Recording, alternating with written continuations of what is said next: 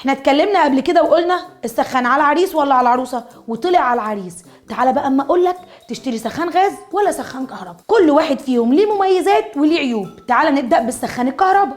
اول حاجه هو امان، ما بيشتغلش بشعله، هما شويه ميه بيسخنوا في قلب السخان بهيتر وخلاص على كده. وطبعا كلنا عارفين انه ارخص من سخان الغاز. من اهم عيوبه بقى انك وقت ما بتحتاج الميه السخنه ما بتلاقيهاش، لازم تستني شويه على ما يسخن شويه ميه. تاني حاجه هو بيسحب كهرباء، فاللي انت وفرته دفعته في الكهرباء. ده غير بقى ركنه الميه في الحله ساعات بتخليه يصدي، فهتضطر انك تغير السخان. واخر حاجه بقى في عيوبه انه ما ينفعش يتنقل، لما بيتنقل من مكان لمكان بيبوظ.